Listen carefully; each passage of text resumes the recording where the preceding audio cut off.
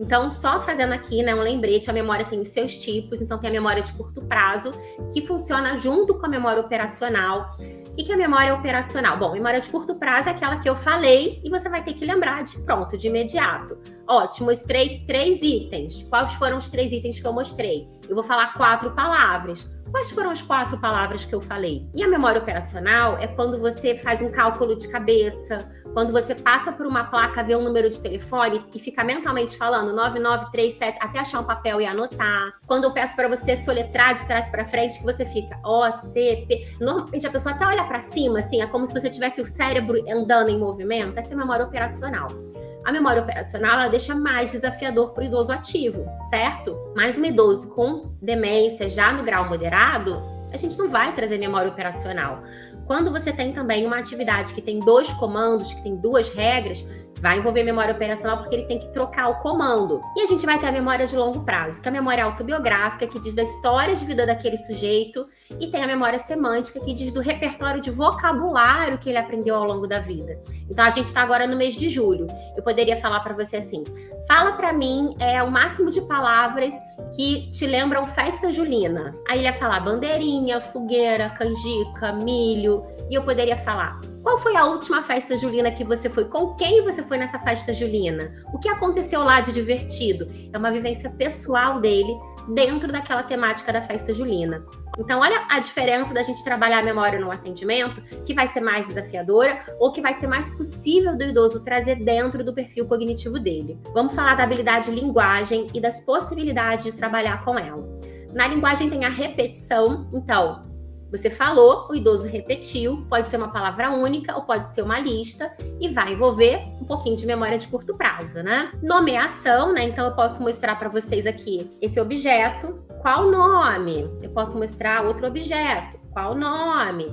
Qual o nome? Qual o nome? Estou nomeando. O idoso já com demência moderada, talvez ele tenha dificuldade nessa evocação. E aí você vai dar pistas. Esse objeto que eu estou segurando, ele serve para beber água? Sim ou não? Sim, ele é uma xícara ou é uma taça? E aí você vai dar a pista para ele fazer a escolha e facilitar uma comunicação assertiva para que ele não fique frustrado nem exposto durante essa atividade de nomeação, certo? Muitas das vezes os idosos eles têm uma clareza ainda do que é aquele objeto, mas eles não têm mais o processo de evocação para a produção oral. Então é preciso que a gente facilite esse canal de comunicação. Tem a compreensão e a interpretação. Então, eu acabei de falar uma frase, eu estou aqui, né, trazendo conteúdo, vocês estão compreendendo, interpretando com seus conceitos, e vocês podem me dar uma devolutiva sobre um resumo, sobre o que vocês acharam. E aí isso envolve o quê? Produção oral, porque eu estou falando, estou verbalizando, eu estou escrevendo uma frase, escrevendo uma história. Mas vamos lembrar, gente, que linguagem não é só verbal. Tem a linguagem da expressão facial, a linguagem corporal, tem a mímica, tem o desenho. Então, a gente pode também trabalhar a atividade de linguagem com outros recursos, que não é só escrita, leitura e falada, ok? Exemplos de atividades que vocês podem trazer para uma oficina aberta, uma vivência, um primeiro encontro. Eu vou mostrar imagens e você vai me falar o nome. É uma etapa simples, vai nomear. Você pode dar pista. Agora eu quero que você forme uma frase com relógio. Agora eu quero que você faça uma história com relógio. Olha como vai aumentando a complexidade da produção oral ou da produção, né, escrita. Ou você pode colocar 3, 4 elementos. Quanto mais elementos você tiver, mais complexo vai ficar. O que significa a frase? Mais vale um pássaro na mão do que 2 voando. Você pode trazer um ditado popular que vai envolver compreensão e interpretação. E pode ser que numa roda de idosos, num grupo, cada idoso tenha a sua interpretação. Acontece, certo? Não tem, né, dentro de uma interpretação que diz de uma vivência o que é certo ou o que é errado. Você pode trazer uma letra de música, é mais complexa. O que diz esse trecho da música do Roberto Carlos? Vamos pensar juntas? Você acabou de ver esse comercial, você acabou de ver esse clipe. Dentro do que passou no clipe, o que você acha que eles queriam transmitir? E aí você está trazendo ali interpretação, lista de palavras, onde você vai trazer a categoria. Então vamos aqui pensar nas frutas, mas frutas sem a letra A. Eu deixei mais complexo. Frutas sem a letra A, mas que só tenham 2 sílabas. Olha, eu coloquei 3 elementos, frutas, sem a letra A e com 2 sílabas. Quanto mais comandos eu inserir, mais complexo e desafiador vai ficar a minha atividade de linguagem. E se você está numa palestra ao vivo, você pode fazer isso assim, que nem eu estou fazendo com vocês, onde a pessoa só vai pensar.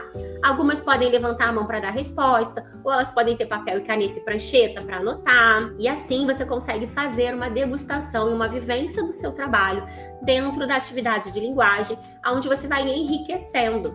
E se você conhece a história de vida do sujeito, você pode trazer isso por temática. Se é um engenheiro, eu não vou falar de fruta. O meu cliente que amava carro e direção, eu vou categorizar carro, marca de carro, cor de carro, modelo, motor, combustível, peça e por aí vai.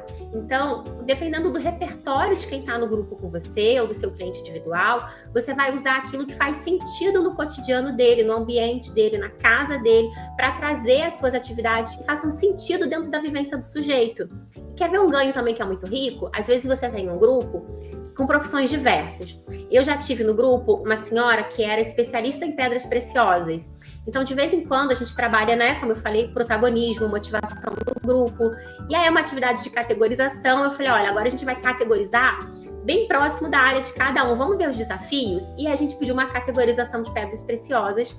E, claro, ela foi espetacular na atividade e o pessoal sabia 3, 4. E a gente abriu margem depois para ela falar, explicar, falar das pedras, do trabalho dela, da profissão.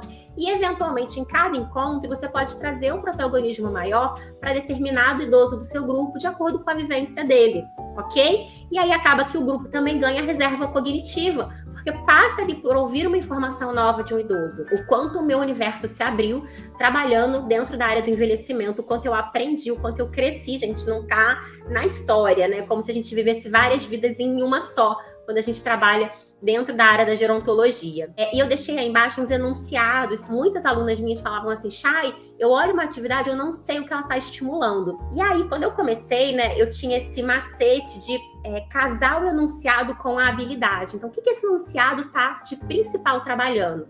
Então, quando a gente tem um enunciado que é assim, descreva o que você vê, descreva a imagem, descreva o clipe, eu estou envolvendo produção oral, é linguagem. Explique, novamente eu estou usando a linguagem.